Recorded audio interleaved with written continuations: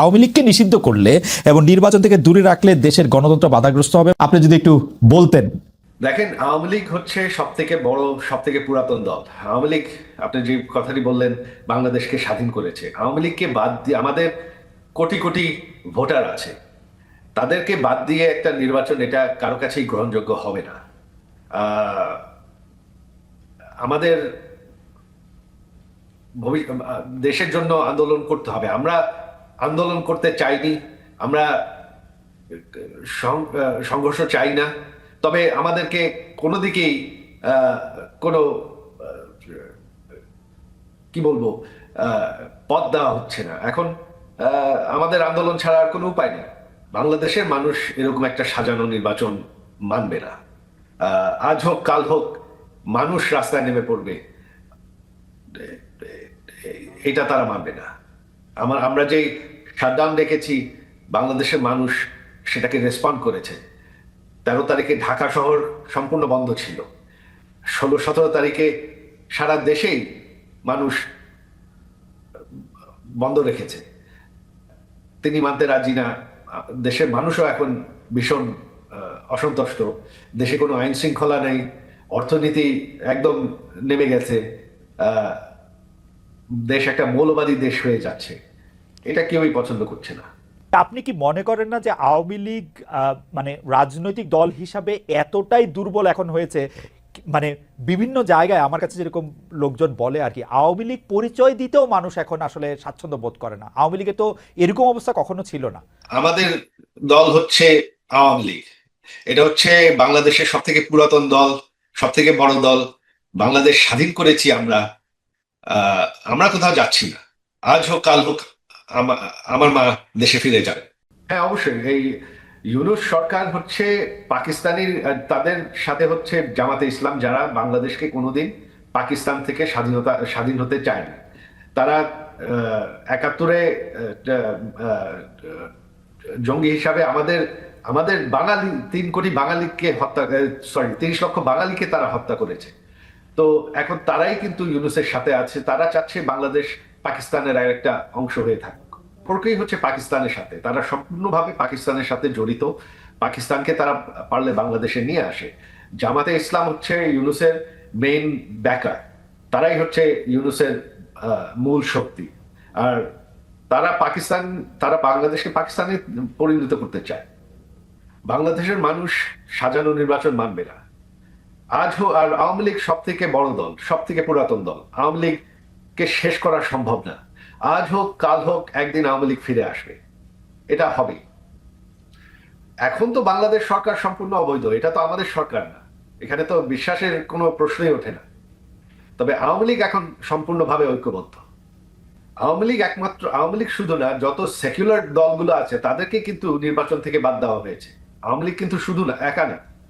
তো secular force যদি আপনি বাদ দিয়ে মৌলবাদীদেরকেই ক্ষমতায় আনতে চান একটা সাজানো নির্বাচন করে, তাহলে তো অবশ্যই ভারতের জন্য একটা ভয়ঙ্কর পরিস্থিতি হবে। জনাব মির্জা ফখরুল ইসলাম আলমগীর মনে করছিলেন যে ইউএনবির খবর অনুযায়ী আওয়ামী লীগ মানে ইউএনবির খবর থেকে আমি যা জানলাম সেটা হচ্ছে যে আওয়ামী লীগকে নিষিদ্ধ করলে এবং নির্বাচন থেকে দূরে রাখলে দেশের গণতন্ত্র বাধাগ্রস্ত হবে এবং তিনি আওয়ামী লীগকে নিষিদ্ধ করার পক্ষে নন। ভার্চুয়ালি বিএনপির আমি দ্বিতীয় বলবো না তৃতীয় বলবো আমি ঠিক জানি না, কিন্তু বিএনপি নীতি নির্ধারকদের একজন তো বটেই উনি, এবং সর্বোচ্চ নীতি নির্ধারকদের একজন। তিনি মনে করছেন যে আওয়ামী লীগ এখন মাঠছাড়া হলেও তাকে ব্যান করা সেটা গণতন্ত্রের জন্য, রাজনীতির জন্য ভালো হবে না। আপনার বিশ্লেষণ একটু শুনতে চাই। যেই স্বৈরাচার পালিয়ে গিয়েছে, যেই স্বৈরাচারকে বাংলাদেশের জনগণ বিতাড়িত করেছে আন্দোলনের মাধ্যমে, সেই স্বৈরাচার এই দেশের প্রত্যেকটি ক্ষেত্রকে কিভাবে ধ্বংস করে দিয়ে গিয়েছে এটি আমরা জীবনের পরতে পরতে অনুভব করতে পারি। কিভাবে দেশের অর্থনৈতিক ব্যবস্থা ভেঙে দিয়ে গিয়েছে, কিভাবে দেশের আইন শৃঙ্খলা ভেঙে দিয়ে গিয়েছে, কিভাবে দেশের শিক্ষা ব্যবস্থাকে ধ্বংস করে দিয়ে গিয়েছে, কিভাবে দেশের স্বাস্থ্য ব্যবস্থাকে ধ্বংস করে দিয়ে গেছে, কিভাবে দেশের প্রাকৃতিক অবস্থাগুলোকে, নদী নালা খাল বিল বন জঙ্গলকে ধ্বংস করে দিয়ে গিয়েছে, কিভাবে দেশের কৃষি, যেটাই বলি না কেন, সব কিছুকে যেভাবে ধ্বংস করে দিয়ে গিয়েছে, এর ভুক্তভোগী কিন্তু এই দেশের মানুষ। এখন একটি রাজনৈতিক দল হিসাবে এবং এই মুহূর্ত পর্যন্ত আত্মবিশ্বাসের সঙ্গে আমরা বলতে পারি বাংলাদেশের জনপ্রিয় রাজনৈতিক দল হিসাবে বিএনপির দায়িত্ব হচ্ছে দেশকে সঠিকভাবে পরিচালনা করা।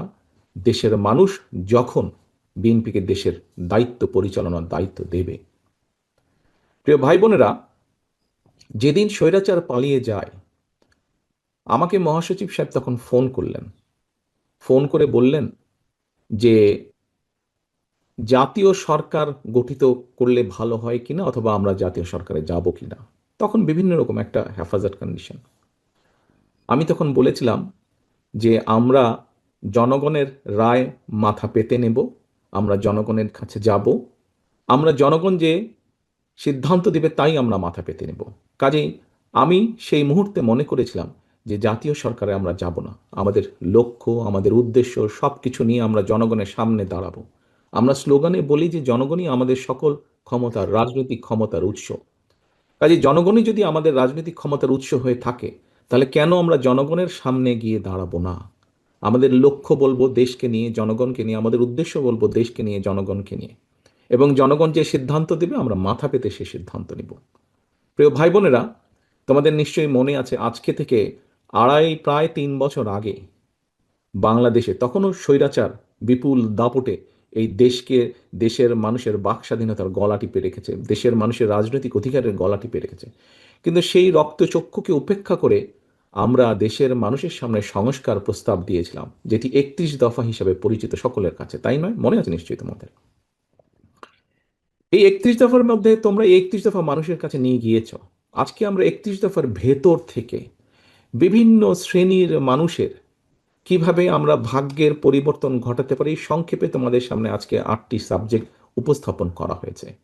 এর মধ্যে আছে, এখানে এক বোন বলেছে আহ, সে ক্ষুদ্র জনগোষ্ঠীর প্রতিনিধিত্ব হিসেবে বলেছে। তার প্রশ্নটি অন্যরকম ছিল। অন্য অন্য অনেকেই বলেছে, শিক্ষা নিয়ে বলেছে, অনেক কিছু নিয়ে বলেছে। দেখো, বাংলাদেশ যখন 1971 সালে স্বাধীন হয়, সেই স্বাধীনতা যুদ্ধে লক্ষ লক্ষ মানুষ যুদ্ধ করেছে, লক্ষ লক্ষ মানুষ প্রাণ দিয়েছে যুদ্ধে। অর্থাৎ দেশটি স্বাধীন করার জন্য কিন্তু লক্ষ লক্ষ মানুষকে এক কাতারে এসে দাঁড়াতে হয়েছে। আজকে আমরা দেশ গড়ার পরিকল্পনা, এই কাজটি যদি আমাদেরকে সফল করতে হয়, সারাদিন যে সকল বিষয় নিয়ে তোমরা আলোচনা করলে, এই কাজগুলোকে নিয়ে যদি আমাদের সফল করতে হয়, অর্থাৎ দেশকে যদি সামনে নিয়ে যেতে হয়, মানুষকে যদি তার অবস্থান পরিবর্তন করে ভালো অবস্থানে নিতে হয়, তাহলে আমাদের সকলকে কাঁধে কাঁধ মিলিয়ে কাজ করতে হবে। আমি গত 5ই আগস্টের পর থেকে, আমি গত প্রায় 1 বছরের বেশি সময় ধরে বলে আসছি যে আমাদের সামনের সময়গুলো কিন্তু খুব ভালো নয়। সামনে অনেক কঠিন সময়ে অপেক্ষা করছে আমাদের জন্য। বিভিন্নভাবে বিভিন্ন রকম ষড়যন্ত্র বিভিন্ন জায়গায় হচ্ছে। এই ষড়যন্ত্র রুখে দিতে পারে এই দেশের জনগণ, এবং এই ষড়যন্ত্র জনগণকে নিয়ে সাথে রুখে দিতে পারে বিএনপি, বাংলাদেশ জাতীয়তাবাদী দল। এই ষড়যন্ত্র এই ষড়যন্ত্র রুখে দেবার একমাত্র উপায় হচ্ছে গণতন্ত্র, গণতন্ত্র এবং গণতন্ত্র। আমরা যদি গণতন্ত্রকে প্রতিষ্ঠিত করতে পারি, যে কোনো মূল্যে জনগণের মতামতকে প্রতিষ্ঠিত করতে পারি, তাহলে অবশ্যই অনেক ষড়যন্ত্রকে আমরা রুখে দিতে পারবো।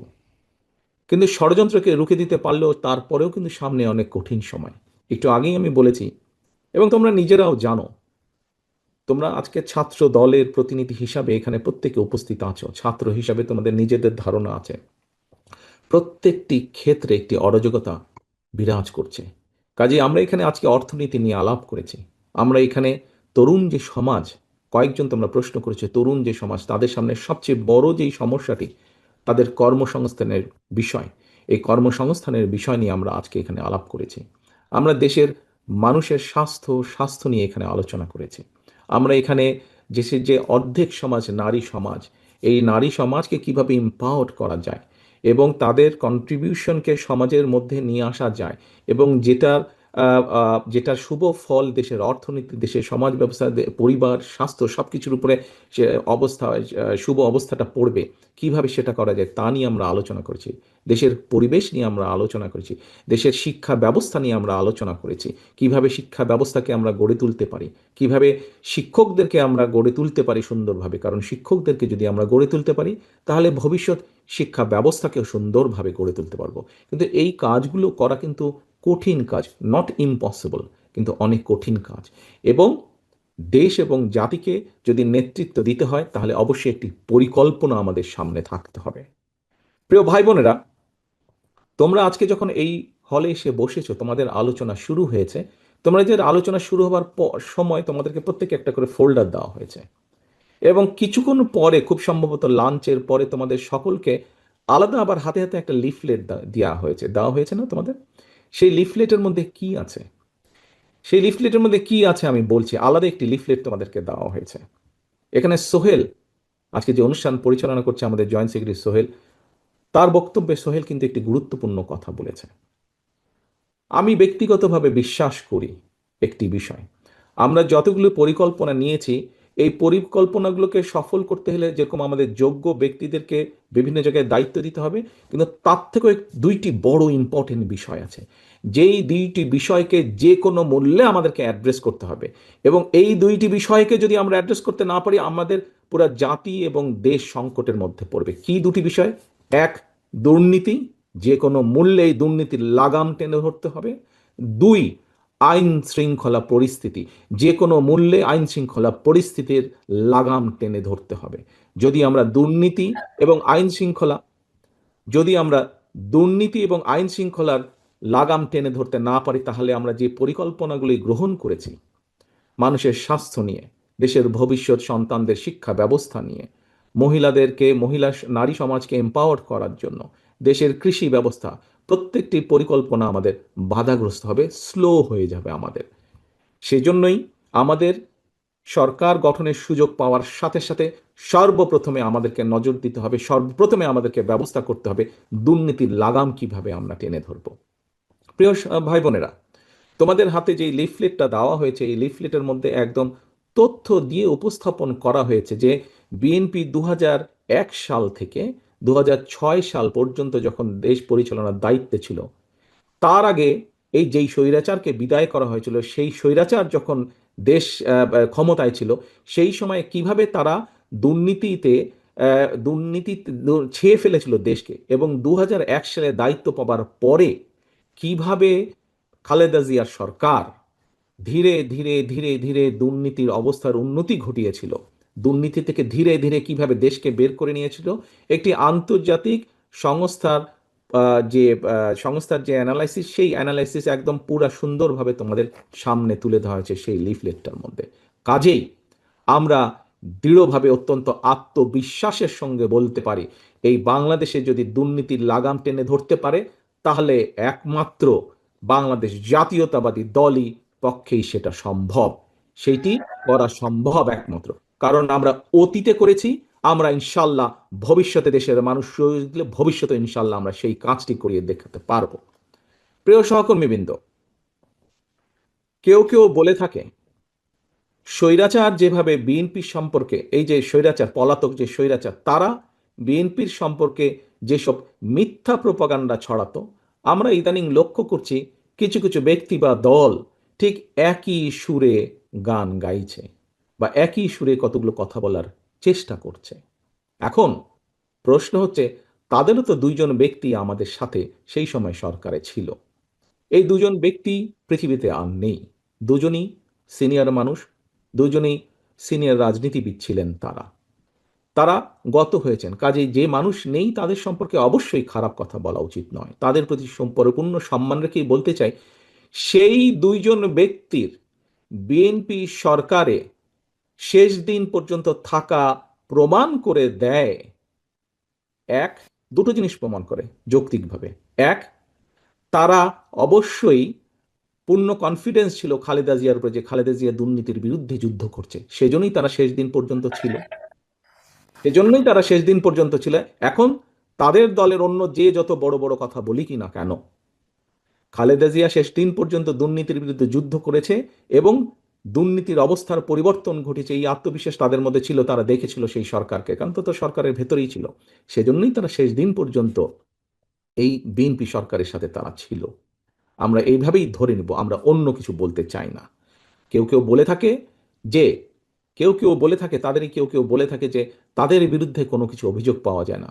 আজকে যখন নিরপেক্ষ কোর্ট বসেছে, স্বৈরাচারের সময় আমরা দেখেছি কিভাবে আদালতকে ইনফ্লুয়েন্স করা হতো, কিন্তু স্বৈরাচার পালিয়ে যাওয়ার পরে মোটামুটি আমরা বলতে পারি যে আদালত এখন নিরপেক্ষতা আমরা আশা করি।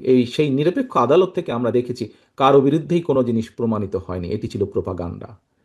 কাজেই আমাদেরকে আজকে এই এই এই কনক্লুশনই আসতে হবে যে একমাত্র বিএনপি পেরেছিল দেশকে দুর্নীতি থেকে বের করে নিয়ে আসতে।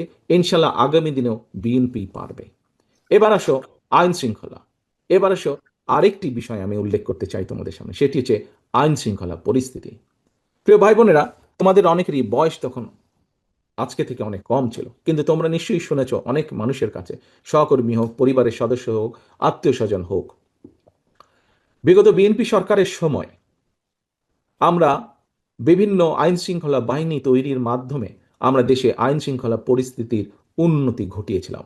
হ্যাঁ, পরবর্তীকালে আমরা দেখেছি যে এই যে বিগত যে স্বৈরাচার পালিয়ে গেছে, তারা তাদের ক্ষমতার অপব্যবহার করে সেই আইন শৃঙ্খলা বাহিনীকে রাজনৈতিক স্বার্থে ব্যবহার করেছিল এবং রাজনৈতিক স্বার্থে ব্যবহার করে পুরা জাতি দেশকে বিশ্বের সামনে কলঙ্কিত করেছে।